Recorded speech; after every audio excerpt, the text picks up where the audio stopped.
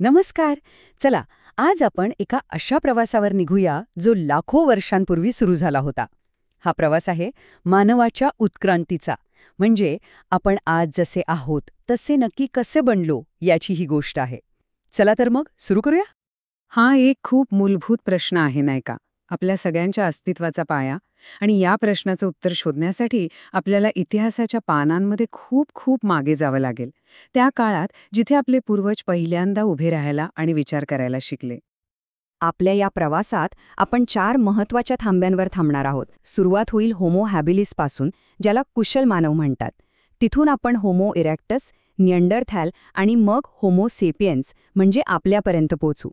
खरं तर प्रत्येक टप्पा आपल्याला काहीतरी नवीन शिकवून जातो. चला तर आपल्या प्रवासातल्या पहिल्या महत्वाच्या टप्प्याकडे वळूया. भेटूया होमो या प्रजातीतल्या सगळ्या जुन्या सदस्याला, ज्यानं मानवी इतिहासाची दिशाच बदलून टाकली. होमो हॅबिलिस या नावामध्येच त्याची सगळ्यात मोठी क्रांती दडलेली आहे. हॅबिलिस म्हणजे हातांचा कुशलतेनं वापर करणारा. हे पहिलेच मानव होते ज्यांनी जाणीवपूर्वक दगड उचलला आणि त्याला एका विशिष्ट कामासाठी हत्याराचं रूप दिलं. विचार करा, ही किती मोठी झेप असेल.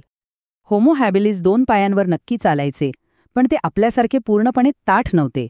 त्यांचा मेंदू आता मोठा होत होता आणि याच मेंदूचा वापर करून त्यांनी साधी पण खूप प्रभावी दगडी हत्यारं बनवली.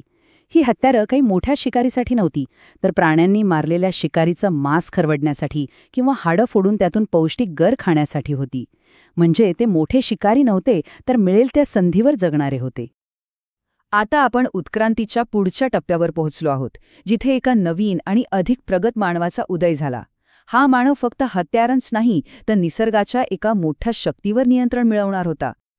होमो इरेक्टस नावावरूनच कळतंय, ताठ उभा राहणारा मानव. हा एक खूप मोठा बदल होता, कारण ताठ उभा राहिल्यामुळे त्यांचे हात पूर्णपणे मोकळे झाले आणि त्यांचा आणखी चांगला वापर करणं शक्य झालं. ते होमो हॅबिलिसपेक्षा खूपच जास्त विकसित होते.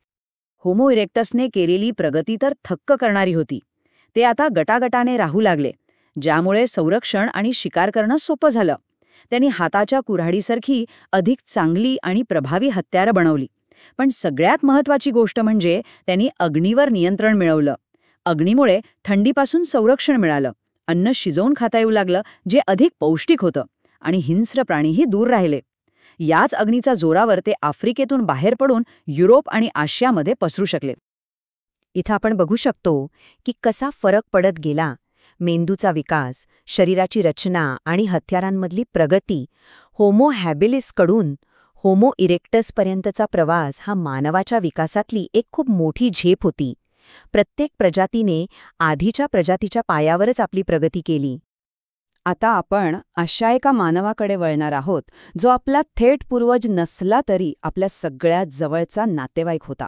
ते शक्तिशाली होते, बुद्धिमान होते आणि त्यांनी हजारो वर्ष युरोप आणि आशियावर राज्य केलं. निअँडरथाल जणू काही थंड हवामानाशी जुळवून घेण्यासाठीच बनले होते. ते खूप धडधाकट होते, त्यांचा मेंदू मोठा आणि विकसित होता. ते भाल्यासारख्या प्रगत हत्यारांनी मॅमथसारख्या मोठाल्या प्राण्यांची शिकार करायचे, गुहांमध्ये राहायचे आणि थंडीपासून वाचण्यासाठी चामड्याचे कपडे वापरायचे. यावरून हे स्पष्ट दिसतं की त्यांचं आयुष्य फक्त जगण्यापुरतं मर्यादित नव्हतं, तर ते एका संघटित आणि गुंतागुंतीच्या समाजात राहत होते. हे एक खूप महत्त्वाचं कौशल्य होतं. होमो इरेक्टसने अग्नी वापरायला सुरुवात केली होती, पण निअँडरथॅलने तो निर्माण करण्याची कलाच अवगत केली होती. म्हणजे जेव्हा गरज असेल तेव्हा लाकडं घासून किंवा दगड एकमेकांवर आपटून ते अग्नी निर्माण करू शकत होते. हे तंत्रज्ञान त्यांच्या अस्तित्वाची आणि प्रगतीची जणू किल्लीच होती. ही गोष्ट आपल्याला सांगते की निएंडरथायल फक्त शारीरिकदृष्ट्याच नाही, तर भावनिक आणि सामाजिकदृष्ट्याही विकसित होत होते. मृतांना दफन करणं, त्यांच्यासोबत वस्तू ठेवणं, हे दाखवतं की ते मृत्यूनंतरच्या जीवनाबद्दल किंवा निदान मृत्यूच्या महत्त्वाविषयी विचार करत होते. त्यांच्यात एक प्रकारची संस्कृती उदयास येत होती. पण मग सुमारे 30,000 वर्षांपूर्वी ते नाहीसे झाले. निअँडरथॅल का नामशेष झाले, हे मानवी इतिहासातल्या सगळ्यात मोठ्या रहस्यांपैकी एक आहे. हवामानातल्या बदलामुळे की आपल्या पूर्वजांशी म्हणजे होमोसेपियन्सशी झालेल्या संघर्षात ते हरले. हे एक असं गूढ आहे जे आजही शास्त्रज्ञांना कोड्यात टाकतं. आता कथा आपल्यापर्यंत पोहोचते. निअँडरथॅलच्या अस्तानंतर एका नवीन प्रजातीने पृथ्वीवर आपलं वर्चस्व स्थापित केलं. ती प्रजाती म्हणजे आपण, होमो सेपियन्स, ज्यांनी फक्त जगण्यावरच नाही तर विचार करण्यावर आणि नवनिर्मितीवर लक्ष केंद्रित केलं. होमो सेपियन्स, बुद्धिमान मानव, हे नावच सगळं काही सांगून जातं. आपल्या पूर्वजांमध्ये विचार करण्याची, योजना बनवण्याची आणि एकमेकांशी संवाद साधण्याची क्षमता होती, जी इतर कोणत्याही प्रजातीपेक्षा खूपच जास्त होती. त्यांच्याकडे पूर्ण विकसित स्वरयंत्र होतं, ज्यामुळे ते वेगवेगळे आवाज काढू शकत होते आणि यातूनच भाषेचा विकास झाला. होमो सेपियन्सने फक्त गरजेच्या वस्तूच नाही तर कलाही निर्माण केली. त्यांनी गुहेच्या भिंतींवर चित्र काढली, ज्यातून त्यांच्या कल्पना, त्यांच्या भावना आणि त्यांचं जगणं व्यक्त झालं. ही फक्त चित्र नव्हती, तर अमूर्त विचारांची ती पहिली अभिव्यक्ती होती. या कथेच्या आधुनिक पर्वात होमो सेपियन्सने स्वतःला आणखी विकसित केलं आणि तो बनला होमो सेपियन्स सेपियन्स, म्हणजेच प्रगत बुद्धीचा मानव. याच प्रगत बुद्धीच्या मानवाने इतिहासातली सगळ्यात मोठी क्रांती घडवली, ती म्हणजे शेतीची. शेतीमुळे मानवाचं भटके जीवन संपलं आणि तो एका जागी स्थिर झाला, प्राणी पाळायला शिकला. यातूनच गावं, शहरं आणि संस्कृतीचा विकास झाला. याच काळात आपल्या शारीरिक ठेवणीतही बदल झाला. आपले चेहरे आणि शरीर लहान झाले. मग ह्या लाखो वर्षांच्या इतिहासाचा आपल्याशी काय संबंध? तो संबंध आहे आनुवंशिकतेचा. आपल्या प्रत्येकाच्या जनुकांमध्ये ह्या संपूर्ण प्रवासाची कहाणी दडलेली आहे.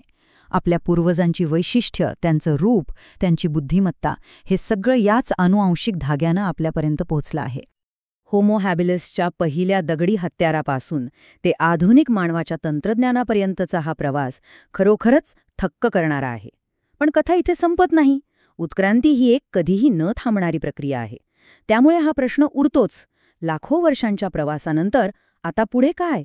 मानवतेचं भविष्य कोणत्या दिशेने जाईल याचा विचार नक्की करायला हवा.